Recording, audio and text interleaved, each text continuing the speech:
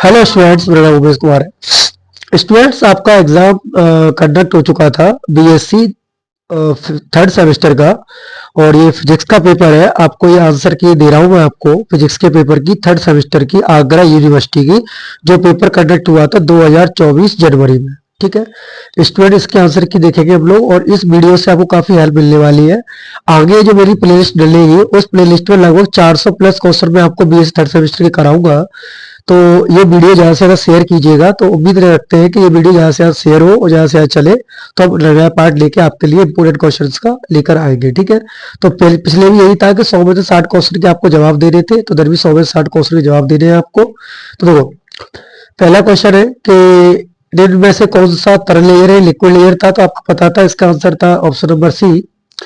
दूसरा जो सवाल था, ये पूछा गया था, which of the following is not to be a gas layer. तो आपको पता होना चाहिए, आर्गन आयरन लेयर जो थी वो एक आपके पास सॉलिड लेयर थी, तो उसका दूसरा सी ऑप्शन हो जाएगा। अगला question, which of the following is not a candidate material. तो इसका ऑप्शन था फास्फोरस। फास्फोरस नहीं होता है उसके अंदर। अगला क्वेश्चन है कि लेजर लाइट की तुलना में एलईडी लाइट का क्या नुकसान होता है। तो नॉन कोहेरेंट लाइट सोर्स होती है, इस वजह से। क्वेश्चन नंबर 5वां है, एक रूबी लेजर में कार्य करता है क्या पंपन। ठीक है। अगला क्वेश्चन है, स्पॉन्टेनियस एमिशन प्रोड्यूस कब किया जाता है, इनकॉन्ग्रेंट सोर्स में। आपको बता दूं कि lifetime of electron in metastable state. तो मेटा स्टेबल स्टेट में पार्टिकल 10⁻³ सेकंड तक रुकता है। Energy of photon equal to, तो एच डी होती है, ये आपको पता होना चाहिए। अगला क्वेश्चन है कि N2/N1 का रेशियो क्या होता है। तो उसका ऑप्शन नंबर ए हो जाएगा। अगला क्वेश्चन है, the first laser was invented किसने की थी, एच.एम. बेमन ने की थी। वैसे कहीं पर सालों भी लिखा हुआ है, सालों होता है सालों देते हैं, अगर ये है तो ये दिया है। N1 N2 आपके पास दो नंबर ऑफ एटम्स है। पहले N1 है ग्राउंड स्टेट के, और N2 है आपके एक्साइटेड स्टेट का। हमेशा ध्यान रखना, एक्साइटेड स्टेट के मटेरियल ज्यादा रहता है। अगला क्वेश्चन है कि the time interval for which field remains रहता है। तो आपको बता दूं कि कला संबद्धता समय में रहता है, तो इसका ऑप्शन नंबर डी हो जाएगा 12 का। अगला सवाल था, the electric field intensity inside spherical charge shell. तो इसका ऑप्शन नंबर बी हो जाएगा। अगला क्वेश्चन था, इसका option number half epsilon not square था, ई स्क्वायर। आपको पता होगा परमिटिविटी की डायमेंशन क्या होती है, कूलम स्क्वायर पर newton metre square. Laplace equation option number B था इसका। अगला क्वेश्चन था कि इनमें से सॉलिड इरोटेशनल की और सॉइल नॉट ना हो, उसकी कंडीशन क्या है। तो ऑप्शन नंबर बी सी सही था इसका। अगला क्वेश्चन था, दो गुब्बारे भरे हुए हैं, तो उसमें आपका सरफेस क्या हो जाएगा, 0 हो जाएगा। ऑप्शन नंबर सी बी था इसका। डाइपोल इलेक्ट्रिक में आर की पावर -3 रहता है, ये आपको पता होना चाहिए। ये इलेक्ट्रॉन के चार्ज के बराबर रहेगा, इसका आंसर काफी बार पूछा गया सवाल है ये। सबको पता है कि अल्फा पार्टिकल्स आपके इसको डिफ्लेक्ट कर देते हैं। इसके जो क्वेश्चन नंबर 22 है, तो जो 22वां सवाल था, क्या the potential at the centre of uniformly change. तो इसका ऑप्शन नंबर ए सही था। Question number 22, the electric field due to a plate sheet. तो उसका ऑप्शन नंबर सी सही था। क्वेश्चन नंबर 24 का 0 आता है, सबको पता है। अगला क्वेश्चन 25 बायो7 का वेक्टर फॉर्म पूछा है, तो वेक्टर फॉर्म इसका ऑप्शन नंबर ए था। हाँ, ये सवाल काफी इंपोर्टेंट था, रेखीय धारा तत्वों के लिए, तो इसका ऑप्शन नंबर ए सही था। अगला क्वेश्चन है कि व्हाट इज द दिस। तो इसका आंसर आया था 4√2। आपको पता होना चाहिए था ये वाला भी क्वेश्चन। इसका तो पता ही है आपको, आई के बराबर होता है H.dl। Question number 29, the magnetic field outside and infinity long solenoid. तो इसका आंसर होगा ऑप्शन नंबर सी, यानी कि 0। क्वेश्चन नंबर 30, लैंज फोर्स की बात करें तो लॉरेंज फोर्स आपका ऑप्शन नंबर ए हो जाएगा। अगला क्वेश्चन नंबर 31 का हाफ म्यू नॉट स्क्वायर था।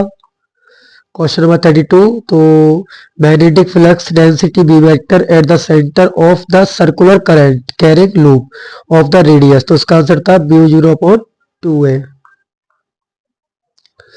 अगला क्वेश्चन है, which of the following field is solenoid. तो सबको पता है कि मैग्नेटिक फील्ड सॉलिनॉइड होता है।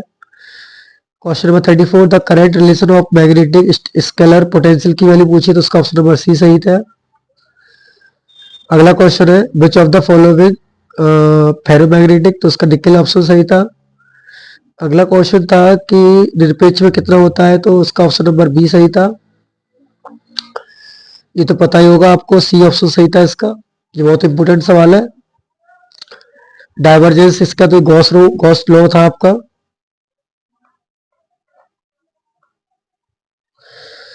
अगला क्वेश्चन है आपका, इसका ऑप्शन नंबर सी था, फैराडे लॉ का। हाँ, ये भी सवाल इंपॉर्टेंट है, द रेसिप्रोकलिटी का। तो अननोन प्रोबेबिलिटी के लिए होता था ऑप्शन नंबर ए। ये तो आपको पता है ओम्स लॉ का था। टाइम बेरिंग तो इलेक्ट्रिक फील्ड में होता है। इसमें से कौन सा करेक्ट है, तो सबको पता है ऑप्शन नंबर बी करेक्ट है इसका। ये कह रहा है continuity equation of the bearing field, तो ये होगी option number D.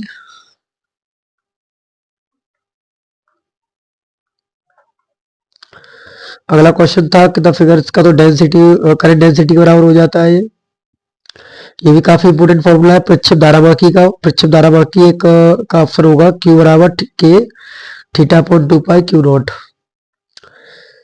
Figure of merit पूछा है तो उसका ऑप्शन नंबर सी सही था। हाँ, इसका ऑप्शन नंबर डी सही था, बी बराबर आई आर से निकालते हैं इसको, वोल्टेज सुगर आया था।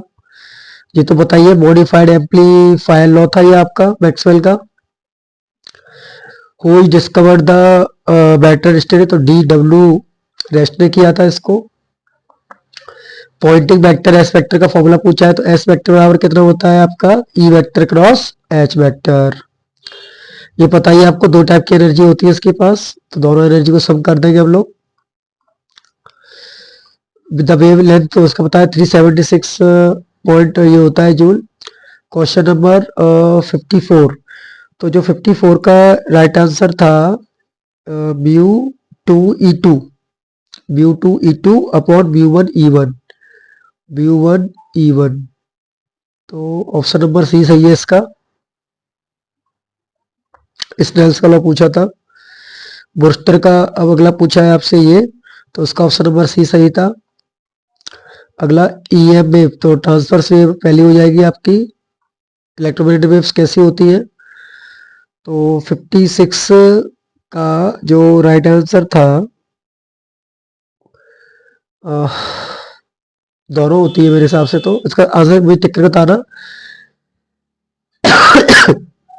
इसका कंफर्म करके बताओ मुझे क्या होगा, कमेंट करो प्लीज सोचो।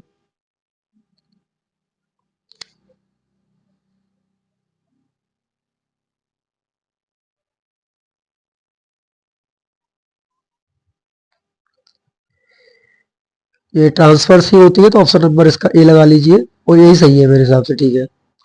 अगला पूछा है कि ब्रूस्टर लॉ बताओ, इसमें ब्रूस्टर लॉ है कौन सा, तो 57 का जो राइट आंसर हो जाएगा वो होगा option number D, tan theta में होता है, सबको पता होगा। एक माइनस लॉ और था, आई बराबर I naught cos square theta वाला, इसका ऑप्शन नंबर बी सही है। द रिलेशन पूछा है इलेक्ट्रिक फील्ड ई में और मैग्नेटिक फील्ड में। अगला तो पता होना चाहिए आपको, तो इसका जो आंसर था वो ऑप्शन नंबर था आपका E naught R upon E naught I, तो इसका ऑप्शन नंबर था डी, ठीक है। इलेक्ट्रिक वेव्स प्रोड्यूस्ड आर, तो इसको बताना कब प्रोड्यूस होती है, उसका न्यूमेरिकल भी करके बताना मुझे, ठीक है। 62, तो 62 का इसके इफेक्ट के लिए फॉर्मूला पूछा है तो इसका ऑप्शन नंबर ए हो जाएगा। 63 का तो पता ही होगा, two root alpha upon this.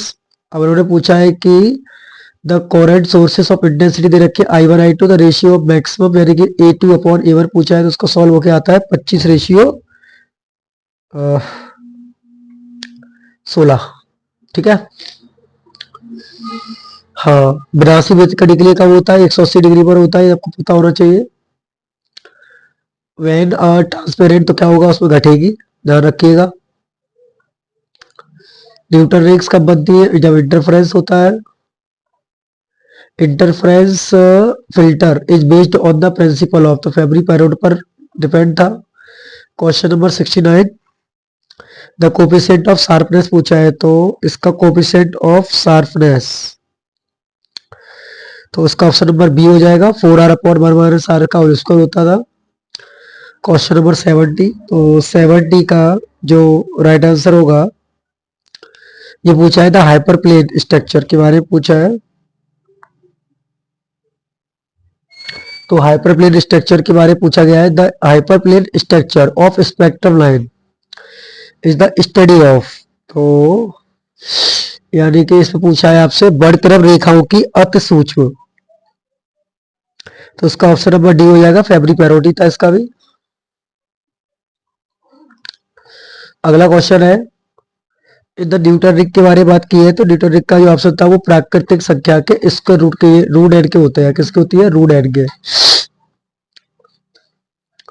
Ring का जो स्लिट का दे रखा है तो आपको पता होना चाहिए बीटा बराबर जो फॉर्मूला होता है वो होता है लैम्डा डी अपॉन कितना डी। जैसे वैल्यू लेके पुट करोगे तो इसकी वैल्यू है 0.31 into 10 to the power minus के 3 इंटू 1.9 एम में दे रखा है, तो 10 टू पावर माइनस 3 अपॉन कितना 1, तो उसको सॉल्व करोगे तो ऑप्शन नंबर ए आता है इसका। अगला क्वेश्चन है, माइकल सर के बारे में पूछा है।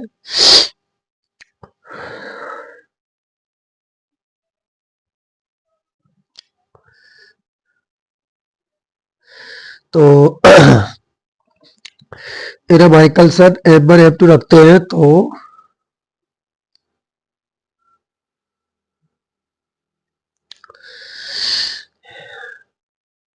इन्हें Michelson interferometer to get state fringe. State fringe जब निकालनी हो आपको तो बिल्कुल एग्जैक्टली परपेंडिकुलर होना चाहिए इसका आंसर। ये तो पता ही है 2d बराबर रूट में d1 d2 होता है 74 का, सॉरी ये नहीं, ये 2d बराबर 2a ब्लू में दिस। दो एरिया चेंज नहीं होता, इसका पाई भी लेवल ही रहता है। काफी इंपोर्टेंट सवाल है 75। Focal distance of a zone plate, तो 76 का जो राइट आंसर होगा, फोकल डिस्टेंस पूछी है किसी भी जोन प्लेट की, तो ऑप्शन नंबर सी हो जाएगा इसका। अगला, जोन प्लेट बिहेव्स लाइक, तो जोन प्लेट किस तरीके से बिहेव करती है, तो 77 का जो राइट आंसर होगा वो कॉन्वेक्स लेंस की तरह बिहेव करती है, ये आपको पता होना चाहिए। हाँ, ये बहुत इंपॉर्टेंट क्वेश्चन है। रिज कोर के कारण विवर्तन में कितना हो रही है, तो 78 का ऑप्शन नंबर डी है। नेचुरल नंबर के स्क्वायर रूट के प्रोपोर्शनल होता है। जोन प्लेट में क्या होता है स्टूडेंट, तो आपको पता होना चाहिए, इसमें एफ आर बड़ा होता है किससे, एफ बी से। दो गोलाकार त्रिकोण का जो क्षेत्रफल कितना होगा, 80 का जो राइट आंसर होगा वो होगा ए, लगभग सेम रहेगा, एरिया कभी भी चेंज नहीं होता है। 81, तो 81 का राइट आंसर भी ए था, ये आपको पता होना चाहिए था। अनंत गोलों को आप निकालते थे ना हम लोग, वही है ये। 82, तो 82 का जो राइट आंसर है ये है 1.22 एफ लेमड़ा अपॉन डी। अगला क्वेश्चन है,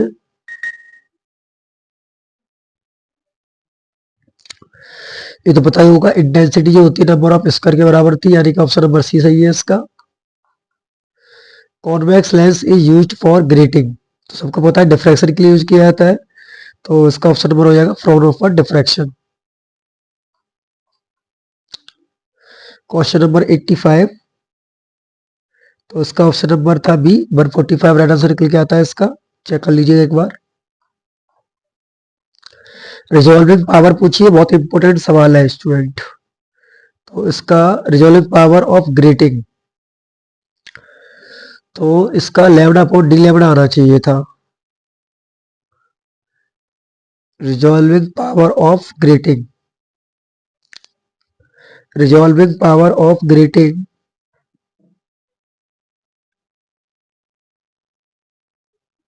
का जो फॉर्मूला था स्टूडेंट वो था लैम्डा अपॉन डी लैम्डा, यानी कि option number B. Question number 87, तो इन्होंने पूछा है निकोल प्रिज्म का एंगल कितना होता है, ये आपको पता होना चाहिए था, तो इसका ऑप्शन नंबर 62 इसका था, the value of critical angle in Nicol prism, तो आई थिंक इसका 69 या 61 में से एक है, इतना मुझे कंफर्म है, 69, yes 69 is the right answer of it. अगला क्वेश्चन है, तो क्वाड्स के लिए पूछा है, तो 88 का जो राइट आंसर होगा वो ऑप्शन नंबर बी हो जाएगा। अब ये पूछा है half way plate can produce, तो 89 का जो राइट आंसर होगा वो ऑप्शन नंबर सी हो जाएगा, ओनली इलेक्ट्रिकली में। 90 a half way plate introduced, तो हाफ वे प्लेट के बारे में पूछा है, तो आपको पता है 180 डिग्री होता है इसमें। According to Malus law I बराबर I naught cos square theta, यानी कि option number D. Jones matrix has order, तो जोन्स मैट्रिक्स के बाद 2x2 का ऑर्डर होता है। Nicol prism is used for, दोनों की तरह किया जाता है पोलराइजर और एनालाइजर के लिए। Half set device consist of, तो 94 का जो राइट आंसर हो जाएगा डी। ठीक है 95, तो 95 का ऑप्शन नंबर डी निकल के आता है, यानी कि ये वाला सॉल्व करने पर 56.3 डिग्री। अगला क्वेश्चन है 96, तो द एम्पलीट्यूड आर्स सेव्ड टू द ऑर्थोगोनली, तो ऑर्थोगोनल क्या होगा, इन दोनों का डॉट प्रोडक्ट क्या होना चाहिए, 0 होना चाहिए। तो क्या आंसर लगाएंगे बच्चों, बताओ उसका आप लोग।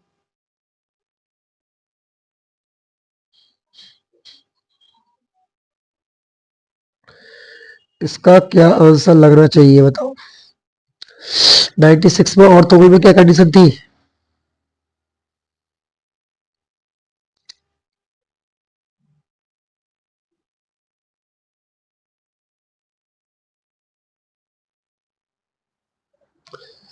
नाइन्टी सिक्स में ऑर्थोगोनल की कंडीशन था बच्चों,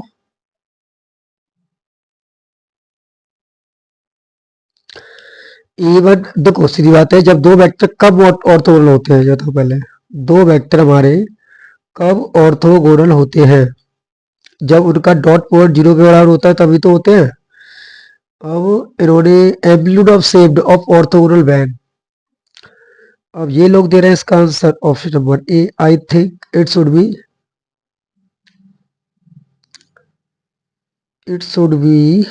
0। यस, एक बार चेक कर लेना ए में और मुझे सी में डाउट है, तो ए और सी में कोई एक है, ऑप्शन करके मुझे बताइए कितना है। ठीक है 97 फॉर क्वार्टर वेव प्लेट, तो क्वार्टर वेव प्लेट में 4 लैम्डा बाई 4 होता है, तो यानी ऑप्शन नंबर हो जाएगा इसका ए। अगला अगला क्वेश्चन पूछा प्रकाशकों के बीच में कितना एंगल होता है, तो आपको पता होना चाहिए 0 डिग्री का। टू ऑब्टेन इलेक्ट्रिकली न्यूट्रल, ये बताओ बच्चों, ईरे और ओरे के बीच में अगर मुझे इलेक्ट्रिकल पोलराइज्ड लाइट चाहिए तो उसके लिए क्या आंसर रहने वाला है इसका, बताओ बच्चों। क्वेश्चन नंबर 99 का आंसर बताओ।